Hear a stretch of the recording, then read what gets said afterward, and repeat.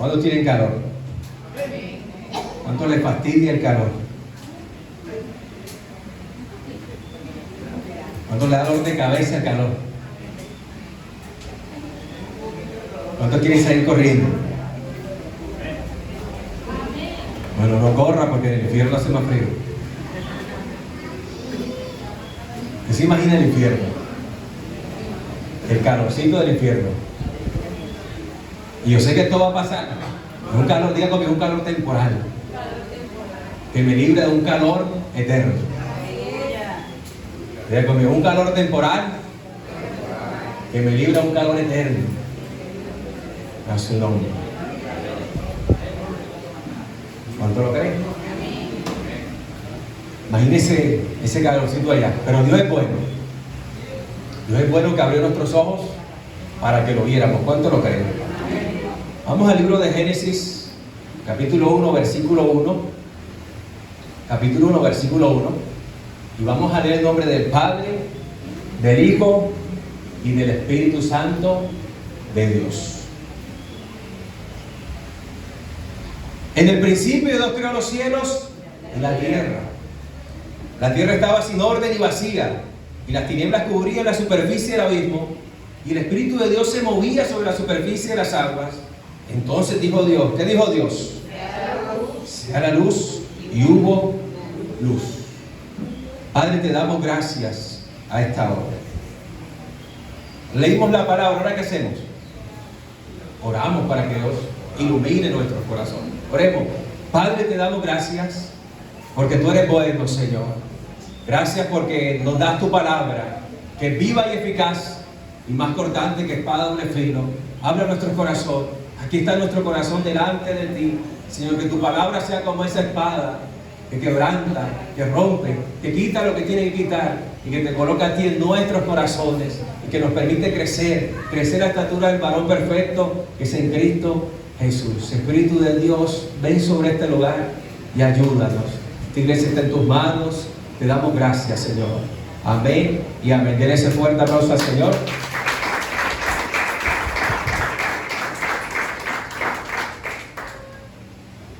Vamos a compartir el tema Jesús, la historia de la salvación. Y vamos a hacer un recorrido por toda la Biblia. Espero que no se pierda. Vamos a tomar algunas semanas, no se las pierda. De Génesis a Apocalipsis vamos a hacer un recorrido con una vista poniendo los ojos en Jesús. ¿Sí? Hebreos 12:2 dice, puesto los ojos en Jesucristo, autor, consumador. En Él vamos a trabajar. Estamos trabajando. ¿En qué ponemos los ojos? En Jesús.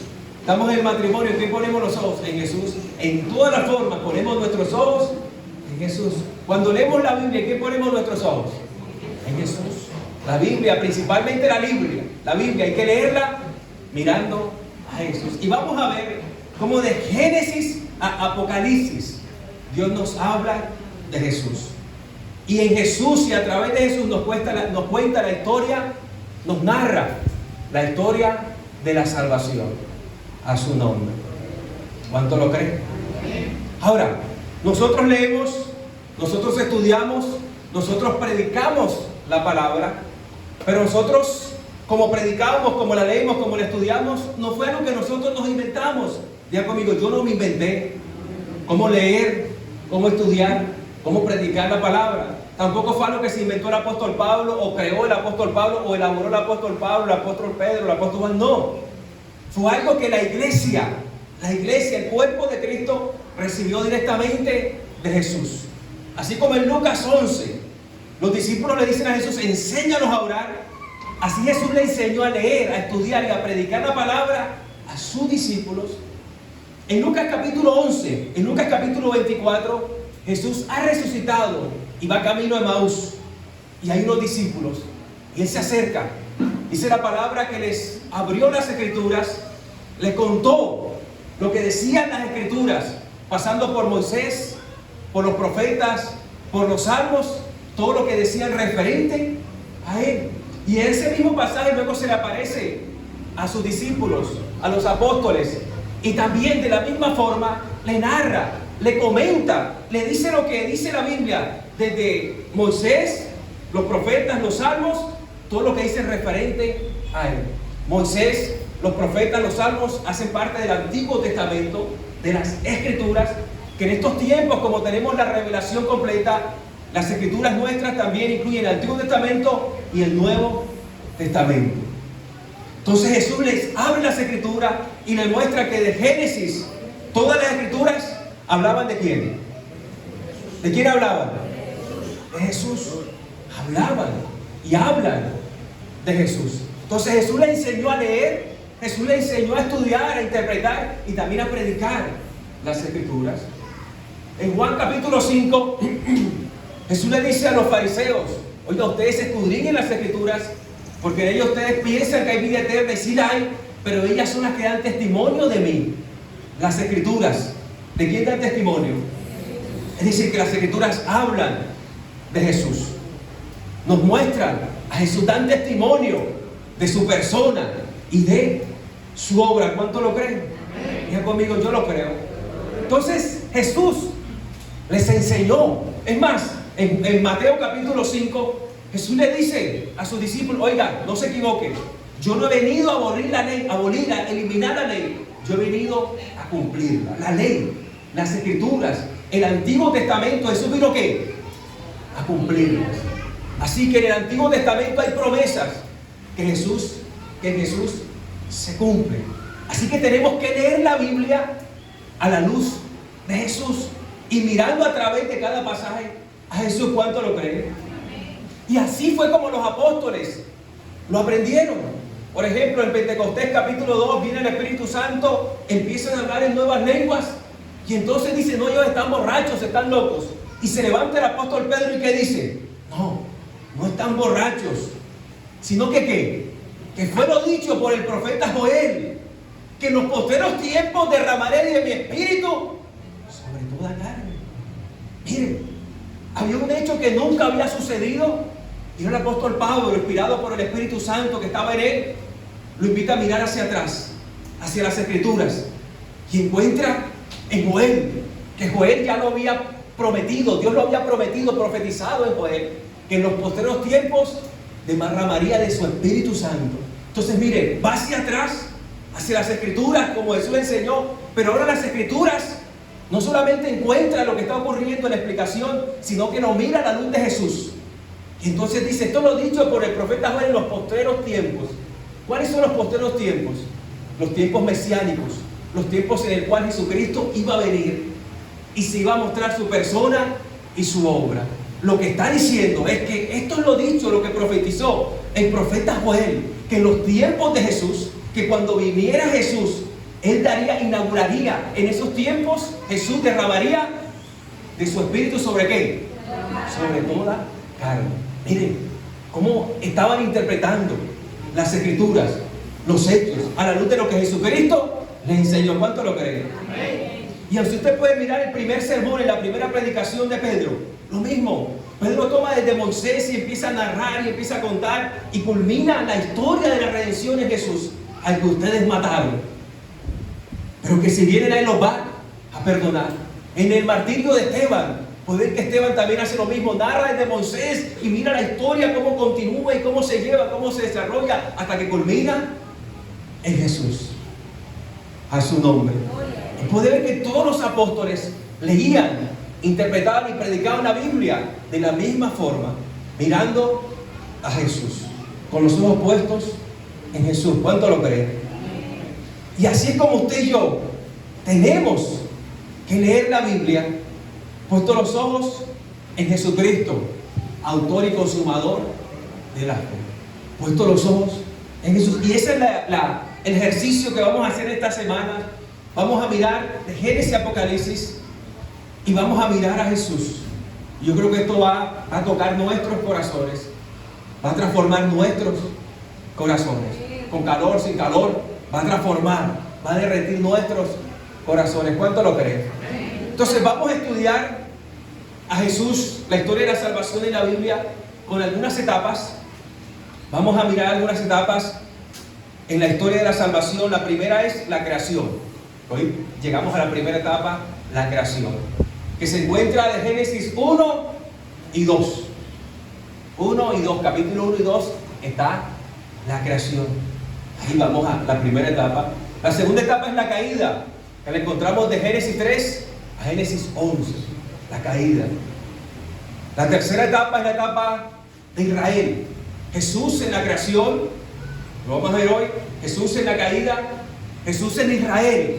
Jesús estaba en Israel también. Luego vamos a ver que va de Génesis 12 a segunda de Crónicas. Luego vamos a Jesús en los profetas, desde Isaías hasta Malaquías.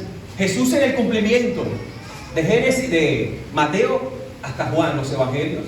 Y luego vamos a ver Jesús en la iglesia, que nos corresponde al tiempo de nosotros, y va de Hechos hasta Apocalipsis 20. Y finalizamos con Jesús en la nueva creación, que va Apocalipsis del 21 al 22, a su nombre. ¿Cuánto lo creen? ¿Cuánto lo creen? Entonces miremos, acerquémonos a Jesús en la creación. Pastor, lo primero que usted era pastor, pero cuando yo leo Génesis 1 y 2, no aparece el nombre de Jesús por ninguna parte. ¿Cómo que Jesús está en la creación? Puesto los ojos en Jesús. Ahí es donde vamos a aplicar lo que Jesús nos enseña, lo que los apóstoles nos enseñan. ¿Cuánto lo creen? Entonces, el capítulo 1 y 2, la idea central de este capítulo la podemos dividir en dos partes. O la idea central de Génesis 1 y 2 de la creación es esta. Escuche esto. La idea central de lo que habla el texto es el Dios Padre, el Dios Hijo, el Dios Espíritu Santo, creador de todo y de todos. Eso es lo que vamos a encontrar en Génesis 1 y 2. En la creación. Esa es la idea central de Génesis 1 y 2. ¿Nos quieren hablar de quién? Del Dios Padre, Dios Hijo, Dios Espíritu Santo, creador de todo y de todos. Cuando nos referimos a todo, nos referimos al universo y al mundo. Y cuando nos referimos a todo, nos referimos a quién? A la humanidad, al ser humano, a su nombre. Entonces vamos a utilizar esas dos divisiones. Jesús en la creación. Vamos a ver a Jesús en la creación de todo. Ya conmigo, Jesús en la creación de todo. Y lo encontramos en Génesis 1, desde el versículo 1 al 25. De Génesis 1 al 25 vamos a ver Jesús en la creación de todo. ¿Cómo Jesús está en la creación de todo? ¿Cómo Jesús está en la creación del mundo, del universo? Y del versículo 26 hasta allá, capítulo 2, vamos a ver a Jesús en la creación de todos. ¿Cómo está Jesús en la creación de la humanidad? A su nombre. Entonces mire, Génesis 1. En el principio, Dios creó los cielos y la tierra. Y la tierra estaba desordenada y vacía. Y el Espíritu de Dios se movía sobre la faz de la vida. Y dijo Dios, en el principio, Dios creó los cielos y la tierra.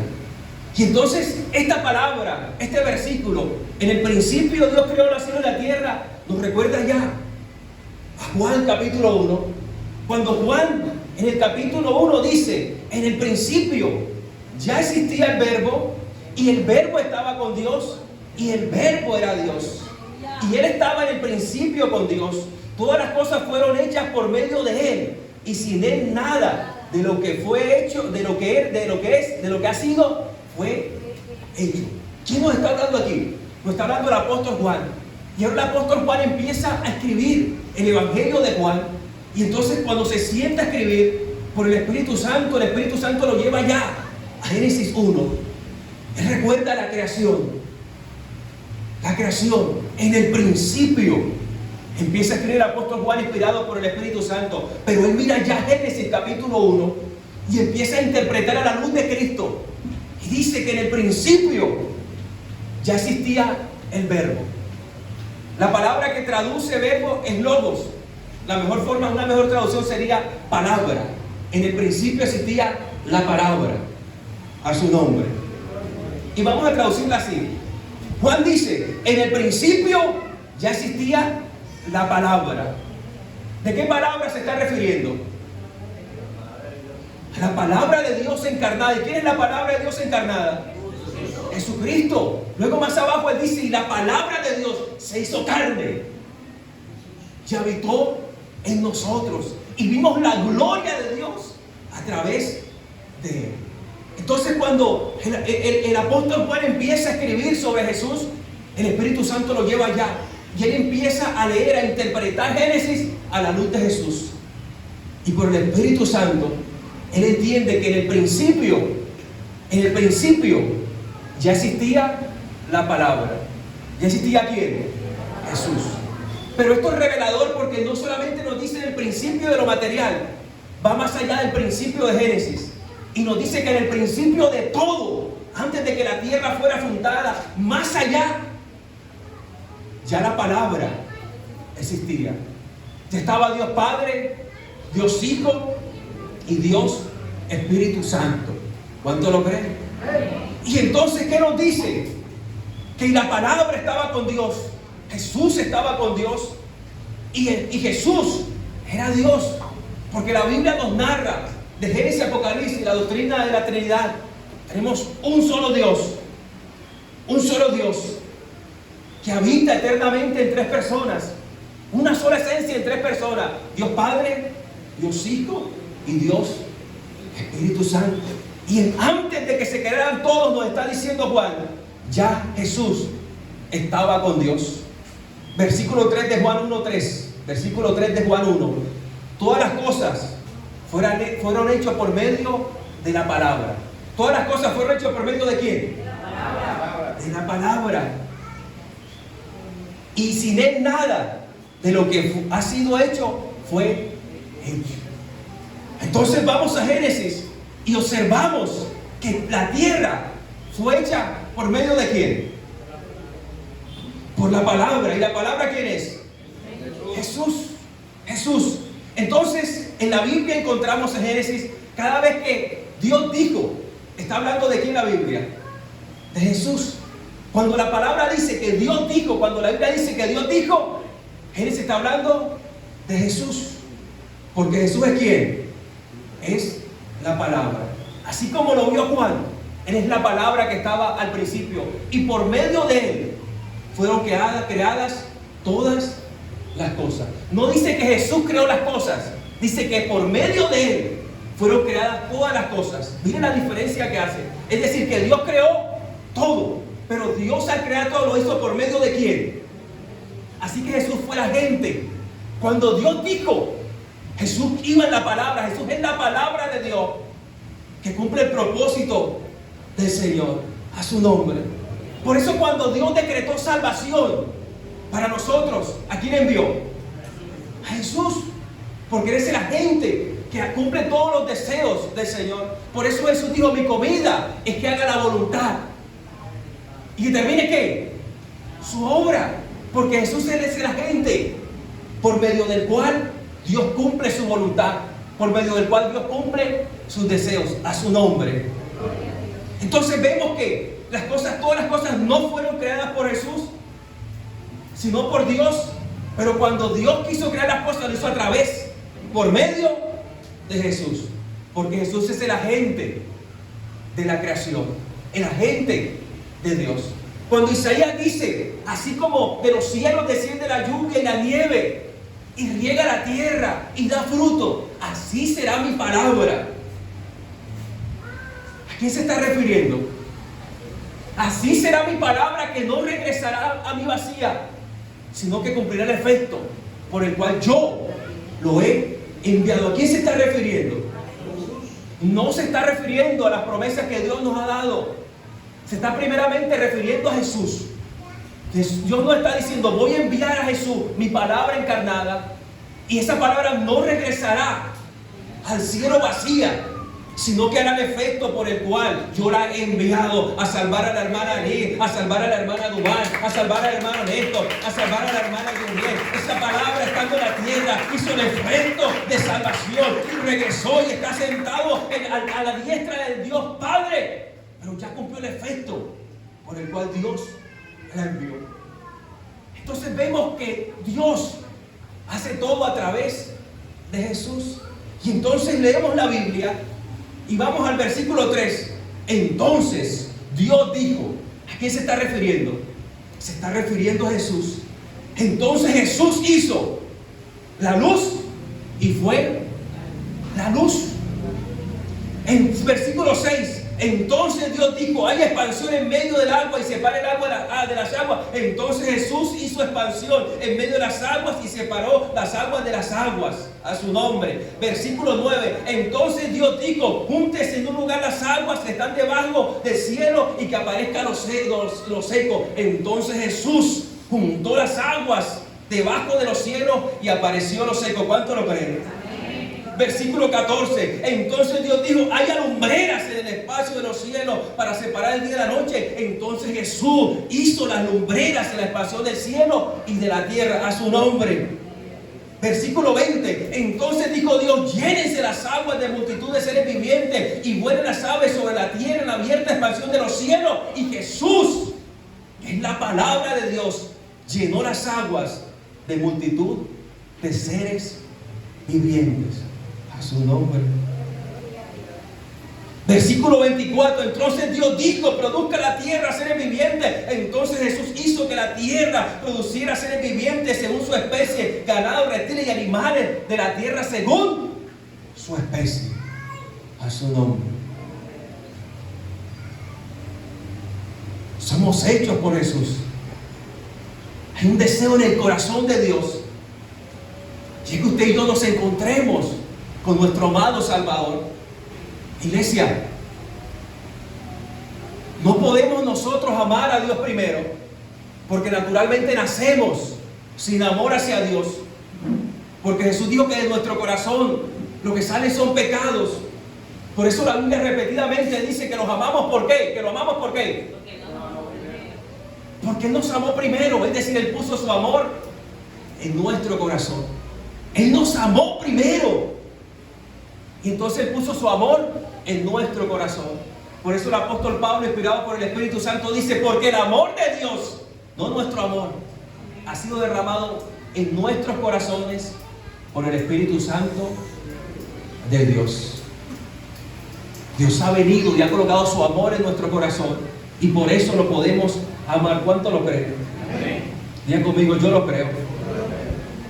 Yo lo creo. Miren lo que dice en Hebreos 1:2. En estos últimos días nos ha hablado Dios por su Hijo, a quien constituyó heredero de todas las cosas, por medio de quien hizo también el universo. El autor de Hebreos vuelve, mira, allá a Génesis, y encuentra a quién, a Jesús, por medio del cual hizo todo el universo. Entonces observamos que la Biblia en Génesis y Jesús en la creación nos muestra que todo fue hecho a través de Jesús, y nada de lo que existe fue hecho sino por medio de Él, a su nombre. Y ahora cabe la pregunta. Entonces la pregunta es, ¿por qué Jesús hizo todo? ¿Qué finalidad tenía? Si estando con el Dios Padre lo tenía todo, ¿por qué Jesús hizo todo? ¿Por qué? Y entonces el Espíritu Santo responde en Colosenses 1:16. Escuche lo que dice: porque en Él, en Jesús, fueron creadas todas las cosas, tanto en los cielos como en la tierra, visibles e invisibles. Todo fue creado por Jesús, ya sean tronos o dominios o poderes o autoridades. Todo ha sido creado por Jesús y para Jesús. ¿Todo ha sido creado por quién? Jesús. Él lo creó todo. Ha sido todo creado por Él. ¿Y para quién? Miren, el propósito de la creación es que todo es para Jesús. Por Él fue creado todo, por Él y para Él. ¿Usted por qué fue creado? Para ser para Él. A su nombre. A su nombre. ¿Cuántos lo creen? Ahora entonces nos preguntamos, ¿por qué Jesús hizo los pajaritos? ¿Por qué a través de Jesús se hicieron los pajaritos? ¿Por qué Jesús hizo los pajaritos? ¿Qué relación tienen los pajaritos con Jesús? ¿Sabes por qué Jesús hizo los pajaritos? Para enseñarnos nuestro valor, enseñarnos nuestra identidad en Dios. Porque luego Él, después de los creó, toma un pajarito y le dice: oigan, ¿han visto este pajarito que yo hice para mí? Para enseñar a ustedes, mis hijos, que ustedes valen más que este pajarito. Porque si mi Padre que está en los cielos alimenta a este simple pajarito, ¿cómo no nos alimentará más a ustedes? ¿No valen más ustedes que este pajarito? Los pajaritos los creó para Él. Y por su amor, para enseñarnos a nosotros que usted y yo vale más que un pajarito. Usted y yo valemos más que un pajarito. En Cristo Jesús tenemos una valía tremenda que el mundo no puede comprar. Somos valiosos en la presencia de Dios porque Cristo nos compró a precio de sangre. ¿Cuánto lo creen? ¿Cuánto lo creen? ¿Por qué Jesús hizo los lirios del campo? ¿Por qué? Usted me responde: para Él, pastor. Y para enseñarnos que miren los lirios del campo tan hermosos, pero ni aún Salomón se vistió con la maravilla de ellos. Y sus padres no tienen cuidado de ustedes. Jesús hizo los lirios del campo para Él y para enseñarnos a nosotros que Él puede proveernos y que la provisión no depende de nuestras fuerzas, depende de que estemos conectados a Él y vamos para Él y por Él. ¿Cuánto lo creen? ¿Por qué Jesús hizo la semilla y la tierra? ¿Por qué? ¿Por qué Jesús hizo la semilla en la tierra? Porque luego tomó una semilla y tomó un poquito de tierra y nos enseñó a través de esa semilla y ese poquito de tierra cómo es nuestro corazón. ¿Recuerdan la parábola? Está tomando la semilla que creó para Él, está tomando la tierra que creó para Él y nos está enseñando cómo es nuestro corazón, que puede ser duro como el borde del camino, que puede estar entre pedregales, que puede estar entre espinos. A su nombre. O que puede ser una buena tierra, un buen corazón. Y Jesús levanta la semilla y levanta una tierra negrita, abonada, buena tierra. Sí tiene que ser su corazón. De tal forma que cada vez que el pastor predique esta semilla, tiene que dar abundante fruto en la semana y por toda la eternidad. A su nombre. ¿Por qué Jesús creó los peces? Usted me responde: para Él, pastor. Para Él. Para Él. Y bueno, para salvar a Jonás también. Para Él. Para Él y para enseñarnos a nosotros a pescar almas. Porque utilizó los pescados que eran para Él. Mire, cuando lanzó en Lucas 5 la pesca milagrosa, lancen de aquel lado. ¿Cómo se llenó? Por acto de magia, ¿qué pasó? Los peces escucharon a aquel que los creó. Y para quién habían sido creados. Y los peces en desbandada se meten en la red. A su nombre. Porque están escuchando a su creador. Y saben que fueron creados para Él. Y saben que serían famosos en la Biblia, aparecerían. Porque no hay predicador que no haya predicado en la pesca milagrosa. A su nombre. Pedro, ya no pescarás más estos peces que yo creé para mí y para enseñarte a ti a ser ¿qué? Pescador de almas. Jesús hizo los peces para enseñarnos a nosotros a pescar almas. ¿Cuánto lo creen? ¿Por qué Jesús hizo el trigo? Para Él. Lo creó para Él y para enseñarnos a nosotros que podemos ser cristianos trigo o cristianos cizaña. Que el trigo produce, que el trigo da alimento, que el trigo hace por el cual Dios lo ha mandado. Pero la cizaña, no. Creó el trigo para que nosotros nos confrontara nuestro corazón y reflexionáramos: ¿soy cristiano trigo o soy cristiano cizaña? ¿Para qué Jesús hizo el grano de mostaza?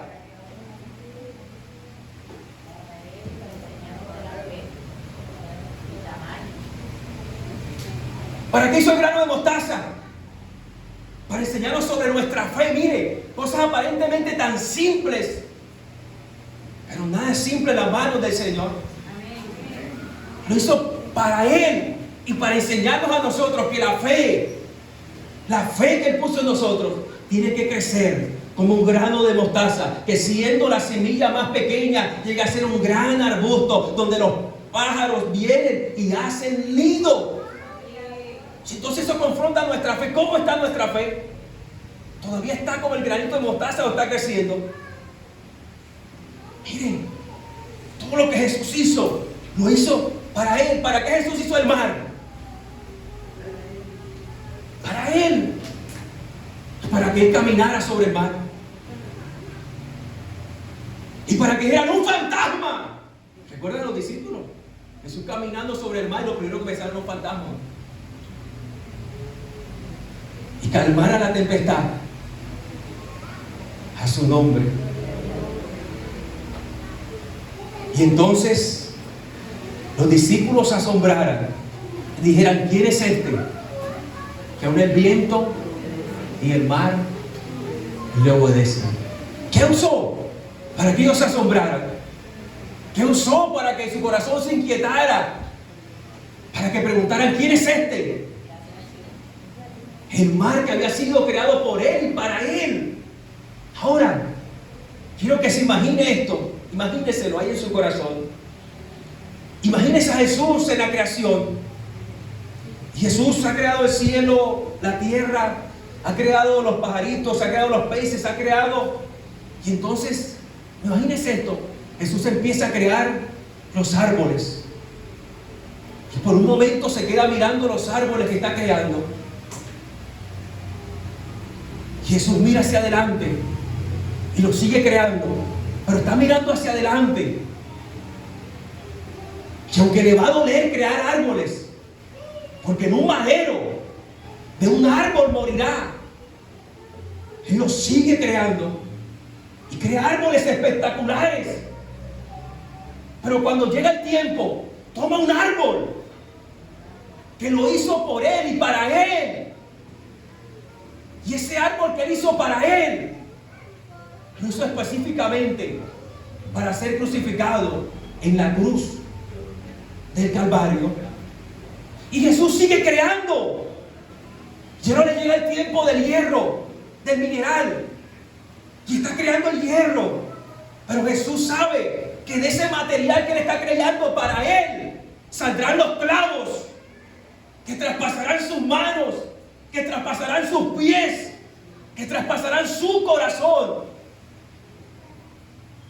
Porque ahora el hierro lo hizo Él y para Él, para que se hicieran esos clavos que nos darían a nosotros la salvación. Pero no para ahí la cosa. Imagínense a Jesús creando ese arbusto con espinas y colocándole las espinas a ese arbusto, el cual sabía, del cual los soldados iban a tomar, iban a armar una corona, iban a colocar en su cabeza y lo iban a herir y le iba a doler, e iba a sufrir. Pero hice ese arbusto de espinas para Él, para recibir la corona de la humillación, para recibir la corona del dolor, para recibir la corona del sufrimiento que usted y yo teníamos que recibir. Pero que Él, por amor al Dios Padre, para la gloria de Dios y por amor a nosotros, recibió. Y ahora nosotros no tenemos que recibir, sino que ahora miramos a la cruz del Calvario, lo vemos a Él crucificado en ese madero que Él creó, lo vemos a Él crucificado con esos clavos que Él hizo, lo vemos crucificado con esa corona de espinas que Él hizo, para que usted y yo no tomáramos esa cruz. Y por Él y para Él son todas las cosas. A su nombre.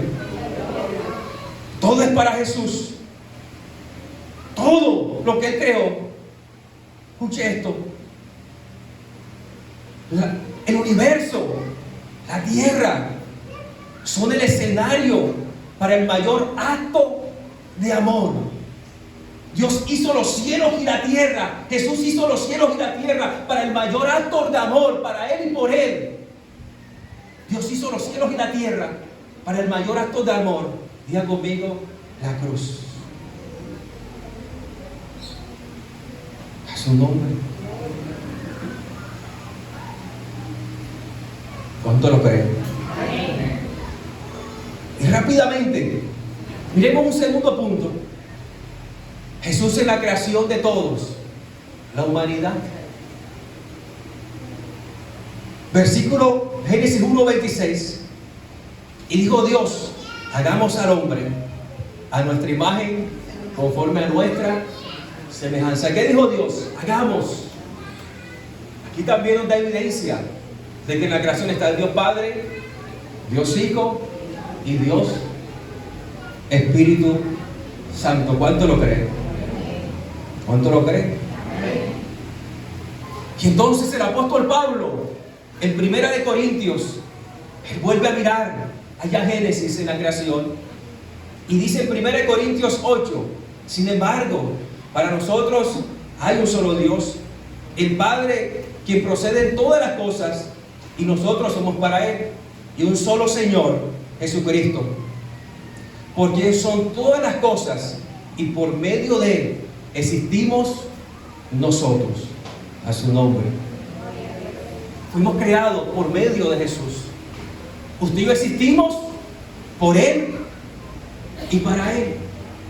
Cuando Dios dijo, hagamos al hombre, Jesús se puso a trabajar y a hacer algo hermoso, porque Jesús es hermoso. Hagamos al hombre a nuestra imagen. ¿Pero qué imagen se refería? ¿A qué imagen se refería? Colosenses 1:15. Jesús es la imagen del Dios invisible. Usted y yo fuimos creados a la imagen y para parecernos a Jesús. Cuando la Biblia dice, hagamos al hombre a la imagen, está hablando de la imagen de Jesús.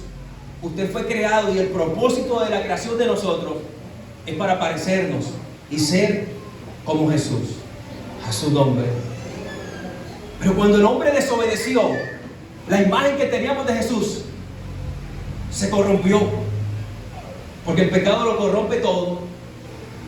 Pero Jesús no se quedó ahí, siguió trabajando para que usted y yo recuperáramos la imagen de Jesús. Y ese es el deseo de Dios, que usted y yo nos parezcamos cada día a Jesús. ¿Cuánto lo creen? ¿Cuánto se parece a Jesús? Por eso dice la palabra, si alguno está en Cristo, nueva criatura. Es decir, sale de esta imagen caída y empieza a parecerse. ¿Cuántos se parecen a Jesús? ¿Te estás pareciendo a Jesús?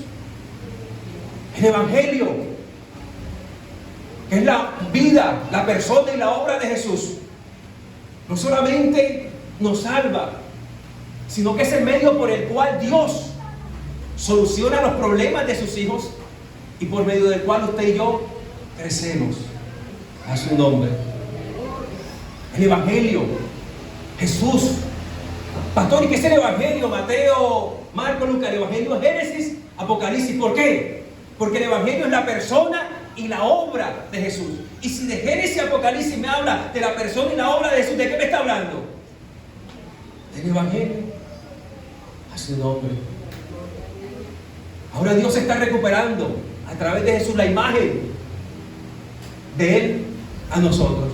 Y entonces escuchamos, pastor, o escuchamos por ahí que dice, no, Dios me quiere tal como soy. ¿Eso es verdad?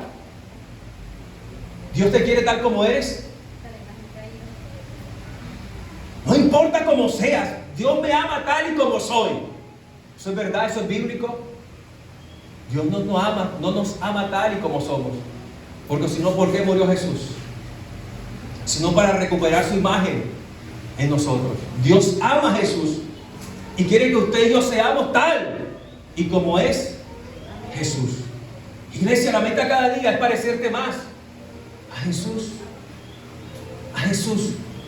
A Jesús. Pastor, ¿y cómo me parezco más a Jesús? Encontrándolo a cada instante, yendo a las Escrituras y mirándolo a cada instante, escudriñándolo a cada instante. Y entre más lo veas, más esa gloria de Dios se te va a ir pegando, se te va a ir añadiendo, vas a ir creciendo en la presencia del Señor. ¿Cuánto lo creen? Diga conmigo, yo lo creo.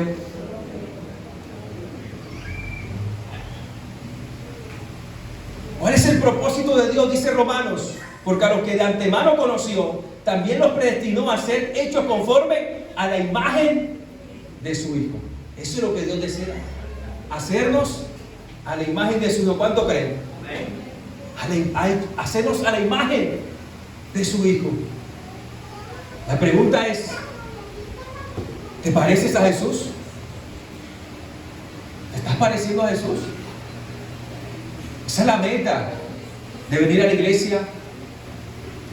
Esa es la meta de buscarlo a Él. Parecerme a Jesús. ¿Me estoy pareciendo a Jesús? Iglesia, ¿me estoy pareciendo a Jesús? Iglesia, ¿me estoy pareciendo a Jesús? ¿Te dan una cachetada y pones la otra mejilla? ¿Te estás pareciendo a Jesús? ¿Sabes que hay un enemigo y oras por él o lo maldices? ¿Nos estamos pareciendo a Jesús?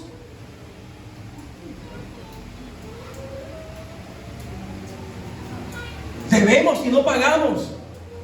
Pero Jesús dijo, dale el denario, paga el impuesto. Aunque yo soy el rey, lo voy a pagar. Prestamos y no pagamos. ¿Nos estamos pareciendo a Jesús? Iglesia, ¿nos parecemos a Jesús?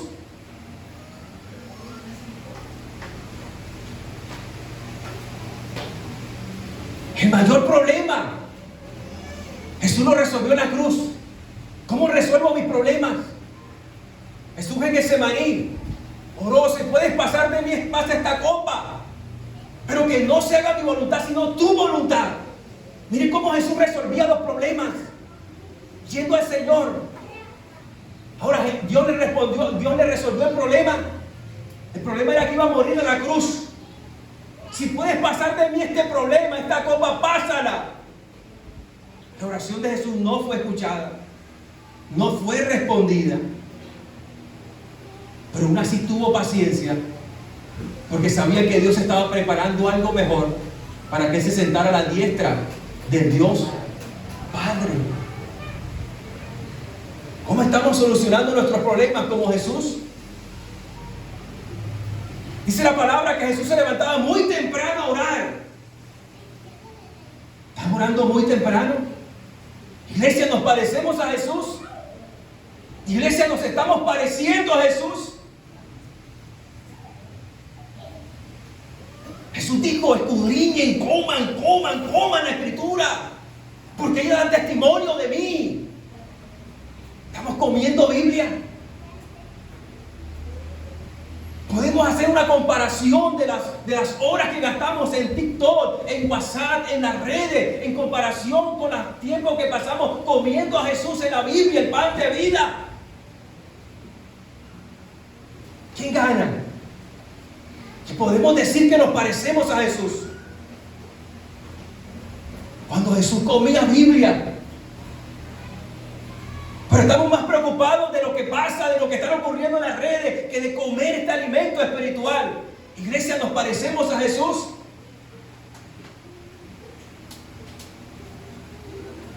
¿Nos parecemos a Jesús?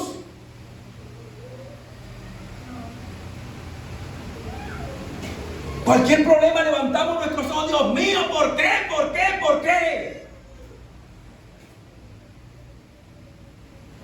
Pero Jesús levantaba sus ojos al cielo, decía, te alabo, Padre, creador del cielo y de la tierra. Iglesia, ¿nos parecemos a Jesús? Estamos buscando el pecado de nuestro hermano para acusarlo.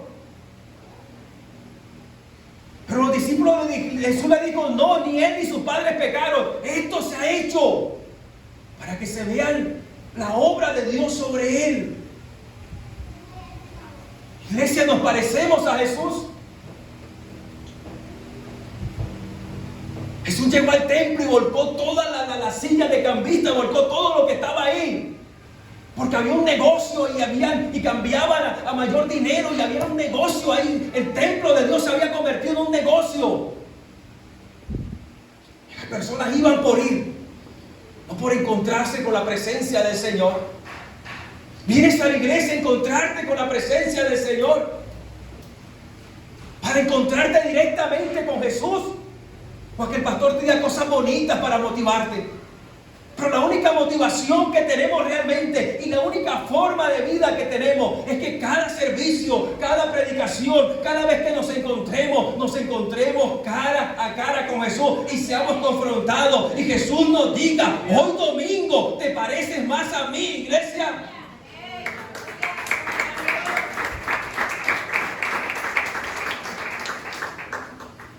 ¿Por qué aplaudes si Jesús lo está regañando? Jesús te está diciendo: ¿te parece más a mí?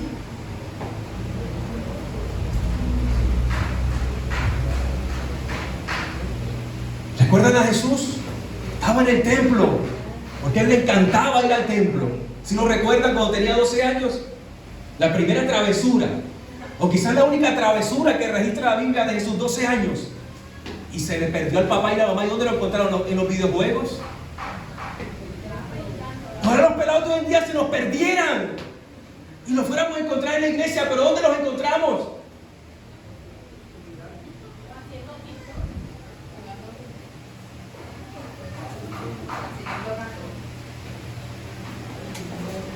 Iglesia, nos parecemos a Jesús.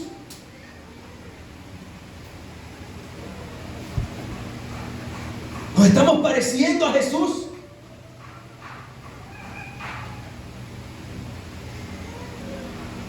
Jesús estaba en el templo y de pronto una mujer echó 2 blanquitas, lo único que tenía, mientras que venían los adinerados y echaban lo que les sobraba. Y Jesús dijo: esta mujer ha dado más que todo ello. Y los discípulos: ¿pero cómo? Porque ella dio todo lo que tenía. Iglesia, nos estamos pareciendo a los que tenemos todo y damos migajas al Señor. O aquella mujer que Jesús alabó, que está diciendo Jesús: ella se parece a mí, me gusta la fe de ella, me gusta que está creciendo en las cosas del Señor, me gusta porque ella está creciendo en la imagen del varón perfecto que es en Cristo Jesús, porque no me está dando migajas, me está dando la vida, todo lo que tiene. Iglesia, ¿cómo está nuestra vida de oración? ¿Se parece a la de Jesús? Oró un largo tiempo y cuando llegó encontró a los discípulos dormidos. Oiga, levántense. No han podido orar conmigo 1 hora. Esos somos nosotros, los que nos quedamos dormidos, o los que estamos vigilando que nuestro corazón no se descarríe, que nuestro corazón no se endurezca, que nuestro corazón no se ponga frío, porque si hay algo que va de aquí para allá es nuestro corazón. Un día está de esta forma, un día está de la otra, un día sí quiero a Dios, otro día no quiero a Dios. Pero escuche esto: aunque nuestro corazón un día sí quiere a Dios, un día no quiere a Dios, un día no quiere venir a la iglesia, otro día sí quiere, otro día quiere orar, otro día no quiere orar, otro día quiere escuchar al pastor, otro día no quiere escuchar al pastor. Hay una sola cosa que nuestro corazón debe desear, y Jesús lo dijo: amarás al Señor con toda tu fuerza, con toda tu alma y con todo tu corazón. Eso es. No es si quiero voy a la iglesia o no voy a la iglesia. Es porque amo al Señor de corazón. Entonces me voy a encontrar con Él en su casa de oración. ¿Cuánto lo creen? No es si oro o no oro, es porque amo. Amo al Señor. Me quiero encontrar con Él en oración día tras día. Iglesia, ¿nos parecemos a Jesús? ¿Nos parecemos a Jesús? Quiero que la palabra nos acorrala. Entonces tenemos que mirar nuestra vida y decir sinceramente: no, pastor, no me parezco a Jesús. Por lo menos aparento parecerme a Él. Hay cosas ocultas que usted no sabe, pastor, pero que Jesús sí sabe. Entonces Jesús golpea nuestro corazón y nos dice: no te pareces a mí. Pero ¿sabe qué es lo hermoso de Jesús? Que nos invita a mirar a la cruz. Porque no es con nuestra fuerza, iglesia, que nos vamos a parecer a Dios. No es orar más, no es hacer más. Es mirar a aquel. Es mirar a aquel. Es mirar a aquel que murió. El que sí se parecía a Dios. Sin pecado. Igualito a Dios. Hecho imagen y semejanza de Dios. Imagen perfecta de Dios. Que murió por nuestra imagen imperfecta del Señor. La imagen perfecta de Dios se encarnó y murió en esa cruz. ¿Sabes para qué? Para que nosotros, con nuestra imagen imperfecta de Dios, fuéramos a Él, y en Él se fuera creando, y por medio de Él y para Él, la imagen perfecta de Dios. No está haciendo más, iglesia, sino llevar nuestro corazón a Jesús, mirarlo a Él, la imagen perfecta. Y si lo miramos a Él, cara a cara, nuestra imagen imperfecta, que en esta tierra siempre va a ser así, va a ir creciendo y se va a parecer más a Jesús. Dile a la persona que tiene a su lado: no te pareces a Jesús, pero mira que sí se parece. Abrázalo a Él. Reconoce tu imperfección y que esa imperfección día a día te lleve a Él, que es perfecto, y vayas creciendo. Y vayas creciendo. El apóstol Pablo decía: hijitos míos, a los Gálatas, hijitos míos, por los cuales vuelvo a sufrir dolores de parto, para que Cristo sea formado en ustedes. Miren, hijitos míos, por los cuales vuelvo a sufrir dolores de parto, para que Cristo sea formado en sus corazones. Cristo es formado en nuestros corazones cuando vamos a Él, tal y cual como somos. Y entonces en Filipenses 4 dice: hasta que todos crezcamos a la estatura del varón perfecto, que es en Cristo Jesús. Ay, levanta tus manos. Jesús, perdón, porque no nos parecemos a ti. No se trata de todo lo que debamos hacer o una lista de cosas, no. Se trata de reconocer nuestra condición caída, nuestra imposibilidad, nuestra incapacidad de reflejar tu imagen. No podemos hacer para lo que tú nos has llamado y nos creaste, reflejarte, Jesús. Pero aquí venimos en humildad, en dolor de corazón, porque has compungido nuestros corazones, nos has atravesado con una espada, y nos has mostrado que no nos parecemos ni podemos parecernos, para que quitáramos los ojos de nosotros y ahora cumpliéramos tu palabra en Hebreos 12:2, puesto los ojos en Jesús, autor y consumador de la fe. Y ahora te miramos a ti, Jesús, imagen perfecta de Dios, quien murió en esa cruz por nosotros, imagen imperfecta, para que día a día el Espíritu Santo nos fuera moldeando, fuera haciéndote crecer en nosotros. Ayúdanos a colaborar. Ahora, a partir de esa verdad, oro porque deseo parecerme a ti. A partir de esa verdad, la oración ya no va a ser un peso,